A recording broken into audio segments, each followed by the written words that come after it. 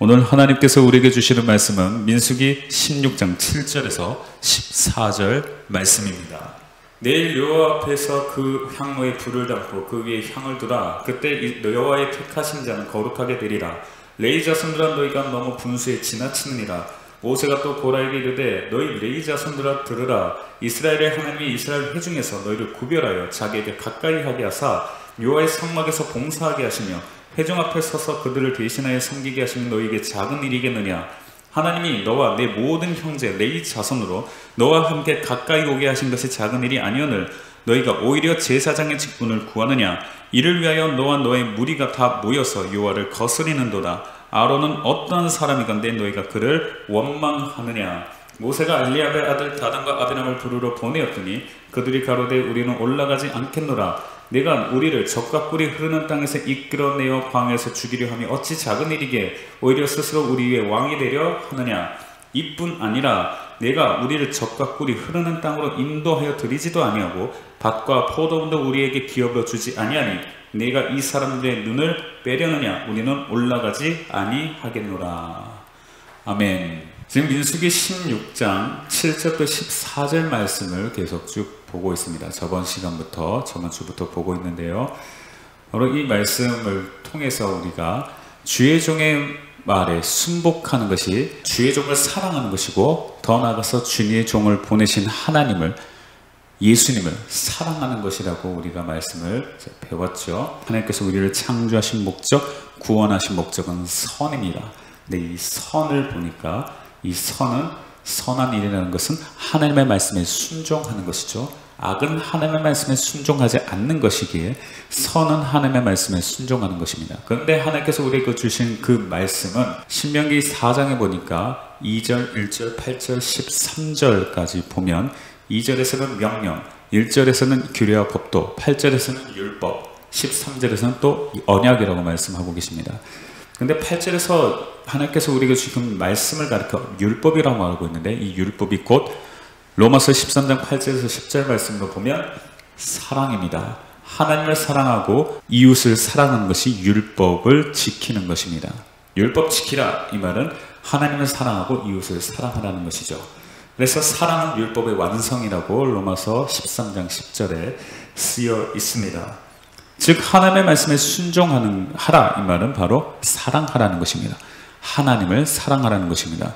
그런데 성경에서는 크게 하나님을 사랑하는 것에 대하여 세 가지를 말합니다.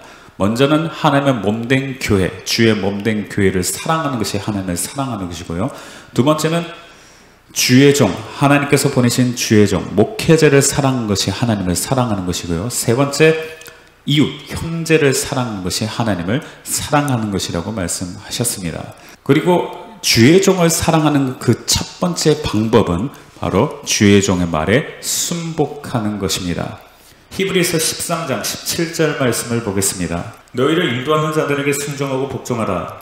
저희는 너희 영혼을 위하여 경성하기를 자기가 회개할 자인 것 같이 하느니라.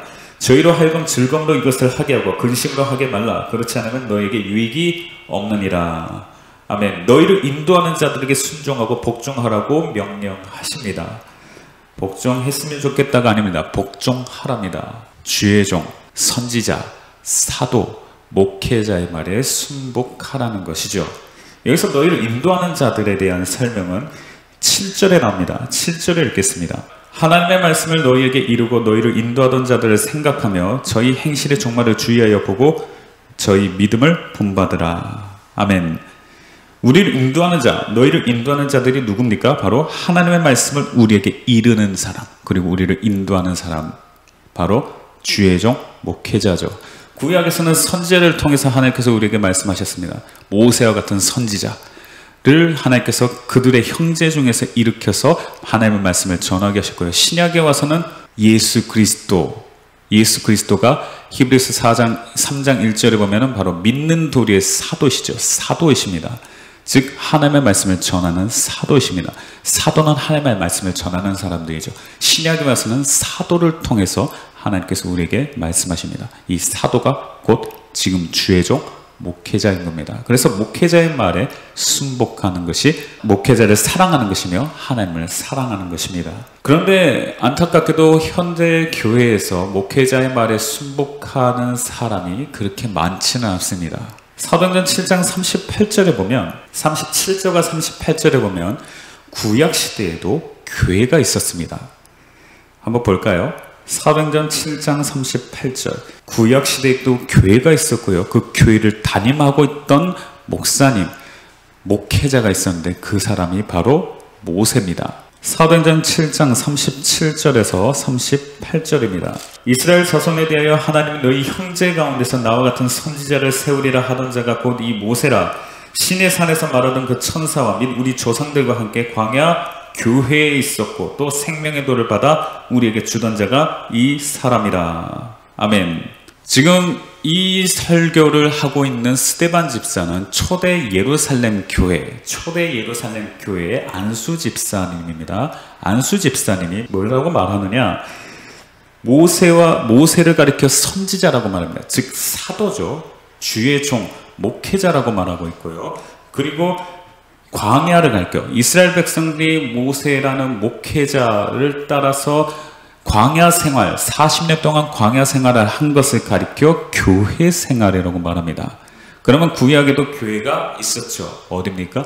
바로 이스라엘 백성들이 모세와 함께 광야에서 40년 동안 신앙생활 하던 것이 바로 교회 생활, 광야가 교회였다는 것입니다.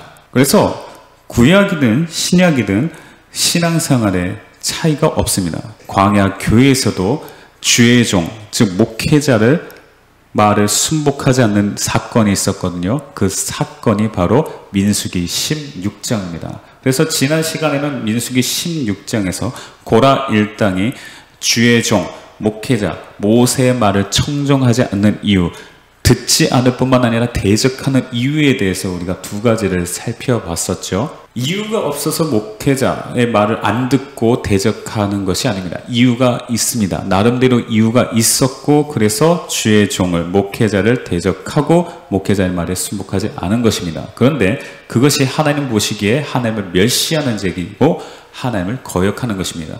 고라 일당은 한 번도 하나님의 말씀을 거역했다고 생각해 보지 않았어요. 모세를 거스렸습니다. 민수기 16장을 보겠습니다. 구약이나 신약이나 교회에서 목회자의 말에 순복하지 않는 사람들이 반드시 있습니다. 그런데 있습니다만 있어서는 안 됩니다. 민수기 16장 12절입니다.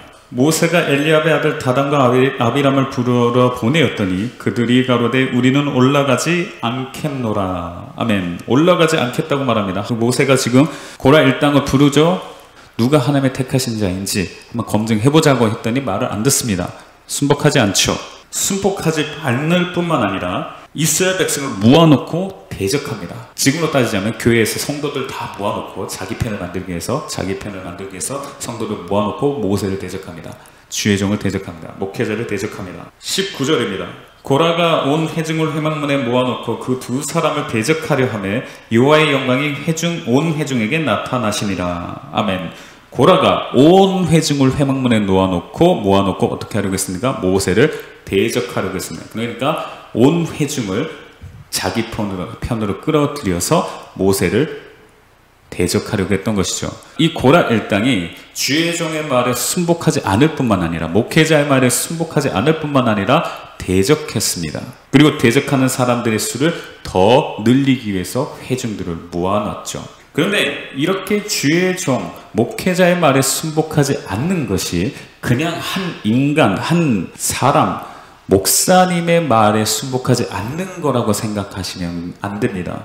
11절을 읽겠습니다. 이를 위하여 너와 너의 무리가 다 모여서 여호와를 거스리는도다. 아론은 어떤 사람이간데 너희가 그를 원망하느냐. 아멘.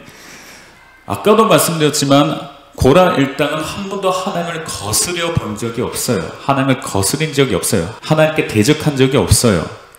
그런데 뭐라고 말씀하고 계시죠? 하나님을 거스렸답니다.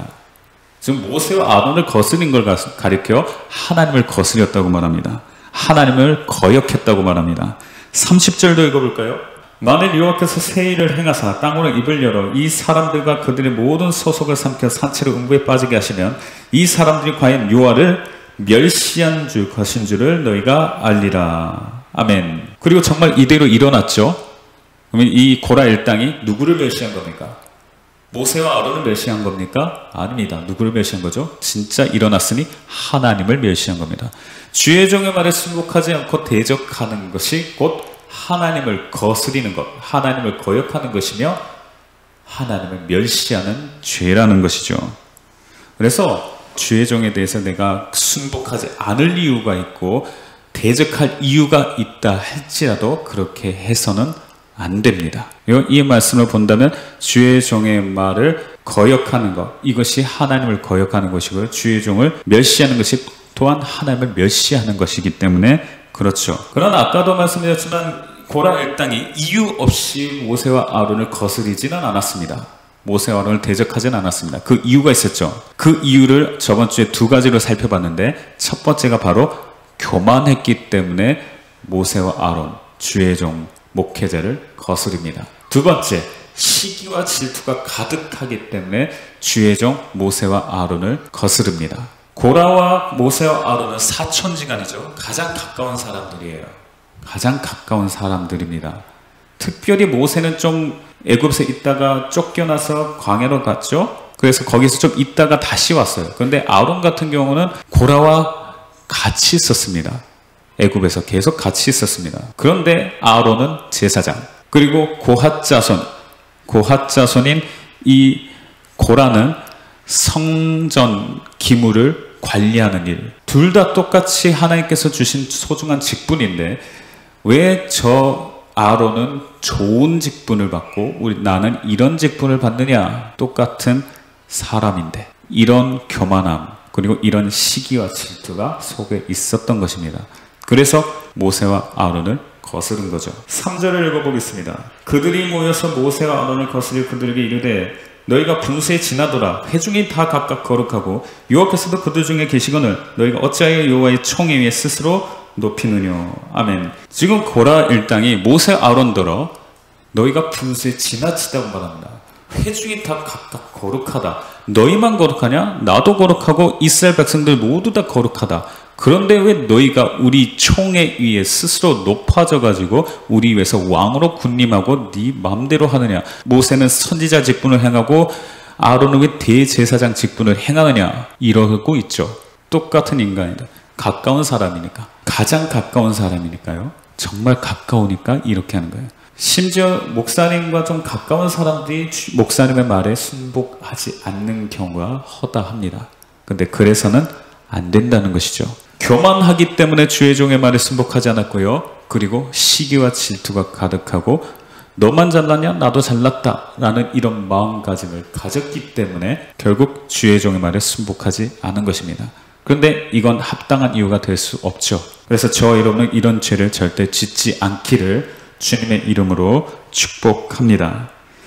오늘은 세 번째와 네 번째를 보도록 하겠습니다. 왜 모세와 아론을 고라 일당이 거스리고 대적하고 순복하지 않았을까요? 세 번째 이유는 바로 은혜를 받지 못했기 때문입니다. 은혜가 없으면 정말 순종이 힘듭니다. 저와 여러분이 순종할 수 있는 힘의 근원 어디냐면 은혜에 있습니다. 히브리서 12장 28절입니다. 그러므로 우리가 진동치 못한 나라를 받았은즉 은혜를 받자 이로 말미암아 경건함과 두려움으로 하나님을 기쁘시게 섬길지니. 아멘. 자, 은혜를 받자로 말합니다. 은혜를 받자 이로 말미암아, 이 은혜를 받음으로 말미암아 경건함과 두려움으로 하나님을 어떻게 기쁘시게 섬길지니. 하나님을 기쁘시게 할 수 있도록 섬길 수 있다는 거죠. 뭘로? 은혜로 말미암아. 우리가 은혜에 충만하면 하나님을 기쁘게 섬길 수 있다는 겁니다. 여기서 섬긴다는 말의 의미가 뭘까요? 말라기 3장 14절입니다. 이는 너희가 말하기를 하나님을 섬기는 것이 헛되니 만군의 여호와 앞에 그 명령을 지키며 슬프게 행하는 것이 무엇이 유익하리요. 아멘. 하나님을 섬기는 것이 헛되다고 말하는 제사장들이 있습니다. 그런데 이 사람들이 실제적으로 뭐라고 말하느냐? 만군의 여호와 앞에 그 명령을 지키며 슬프게 행하는 것이 무엇이 유익하리요 라고 말합니다.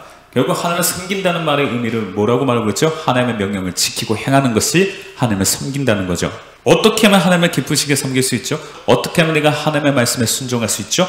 은혜를 받아야 이로 말미암아 하나님을 섬길 수가 있습니다. 히브리서 12장 28절 그러므로 우리가 진동치 못할 나라를 받았은즉 은혜를 받자 이로 말미암아 경건함과 두려움으로 하나님을 기쁘시게 섬길지니. 아멘. 그래서 은혜가 있어야 섬길 수 있습니다. 순종할 수 있습니다. 그러면 은혜를 받으려면 어떻게 해야 될까요?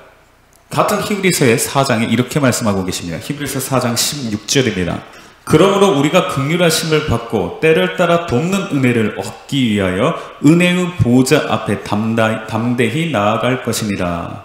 아멘. 은혜의 보좌 앞 바로 성전입니다. 성전에 나아가야 합니다. 성전에 나아가야 합니다. 성전에서 하나님의 은혜가 우리에게 임합니다. 때를 따라 돕는 은혜를 받아서 순종할 수 있습니다. 그런데 왜 고라 일당이 순종하지 못했을까요? 여전히 마음이 교회에 있는 것이나 성전에 있는 것이나 세상에 있었거든요. 고라 일당이 순종하지 못하는 세 번째 이유는 은혜를 받지 못했어요. 그런데 은혜를 받으려면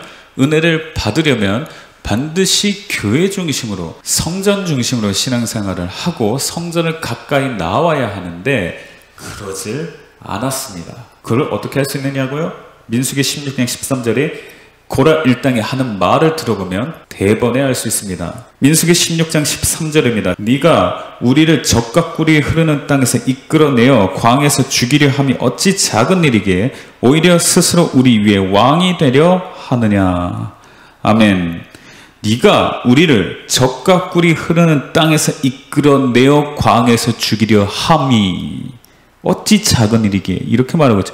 적과 꿀이 흐르는 땅이 어디일까요? 여기서 말하는 가나안 땅입니까? 애굽입니까? 애굽이죠.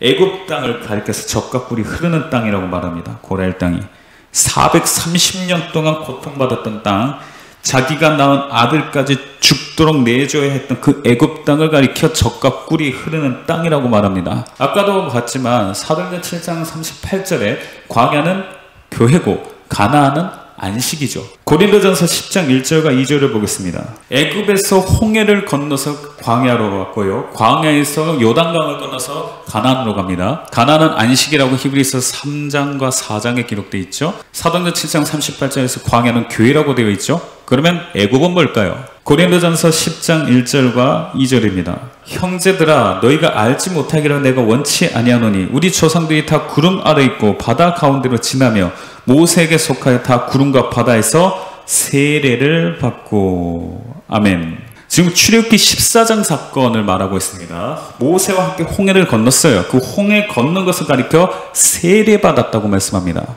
애굽이란 것은 세례받기 전에 우리의 육적 삶, 그걸 말하고 있는 겁니다.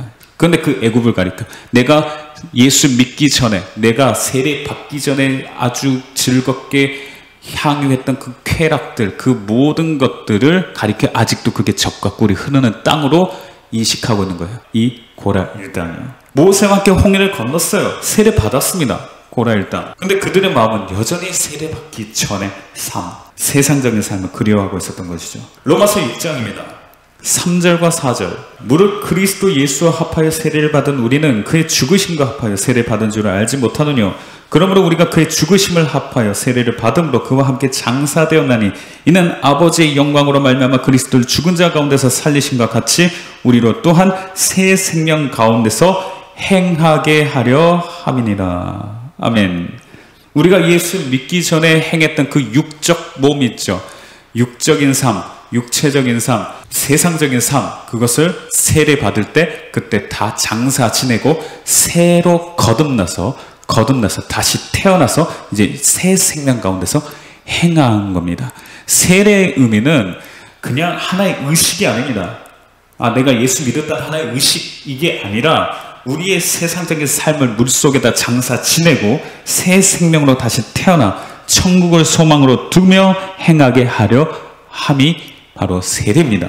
그런데 이 고라 일당은요, 홍해 건넜죠. 홍해를 건넜음에도 불구하고, 세례를 받았음에도 불구하고 여전히 세례받기 이전에 세상적인 삶을 끊지를 못하고 있었어요. 그래서 세상을 가리켜 그 애굽에서의 430년간의 종살이를 가리켜 적과 꿀이 흐르는 그 삶이었다고 고백하고 있는 거죠. 그런데 이렇게 세상과 벗어나고 세상적인 삶을 살고자 하는 사람, 여전히 끊지 못하는 사람은 하나님과 원수되는 것이라고 성경은 말씀하고 계십니다. 야고보서 4장 4절입니다. 가늠하는 여자들이여 세상에 벗된 것이 하나님과 원수임을 알지 못하느냐. 그런즉 누구든지 세상과 벗이 되고자 하는 자는 스스로 하나님과 원수되게 하는 것이니라. 아멘. 세상에 벗된 것이 하나님의 원수임을 알지 못하느냐. 고라 일당 왜 순종하지 못하죠? 은혜를 받지 못했기 때문이다. 왜 은혜를 받지 못했죠? 세상을 끊지를 못했기 때문이다. 여전히 세상, 내가 세례받기 이전에 행했던 그 악한 삶이 여전히 그리웠기 때문입니다. 그게 아직도 마음에 그리웠기 때문입니다. 그런데 그것은 하나님과 원수되는 것이죠. 세례라는 의미는 그냥 하나의 의식이 아니라 바로 우리의 과거의 삶을 물속에 장사 지내고 이제 새 생명으로 태어나 하나님의 말씀대로 살아가는 것이 바로 세례의 의미입니다. 저와 여러분은 반드시 은혜의 보좌 앞에 나와서 그 은혜를 계속 공급받으며 순종의 힘을 더해 나가시길 주님의 이름으로 축복합니다. 자, 은혜를 받지 못한 또 다른 이유가 하나 있습니다. 바로 예배를 통해서 생수를 공급받아야 되는데 받지 못했기 때문에 은혜를 받지 못합니다. 요한복음 4장에 보면 예수님께서 수가 성령님과 대화를 나누는 장면이 나옵니다. 그 말씀을 통해서 영원히 목마르지 않는 생수를 공급받는 방법을 말씀하셨거든요. 세상에 주는 물은 잠깐 마시면 잠깐 해결할 수 있어요. 갈증을 해소할 수 있는데 예수님께서 주시는 물은 영원히 목마르지 않는 생수라고 말씀하셨습니다. 그래서 이 여자가 달라고 그러죠. 그러더니 처음에는 예수님께서 그럼 네 남편을 데려오라고 하죠. 남편이 없다고 하니까 네 말이 옳도다. 네 남편 5이 있었는데 6번째 있는 남편은 네 남편이 아니니까 네 말이 참되다고 말합니다. 그리고 이 여자가 예수님이 선지자시구나 하는 걸 깨닫고 이제 예배를 물어보죠. 그래서 예수님께서 하시는 말씀이 있죠.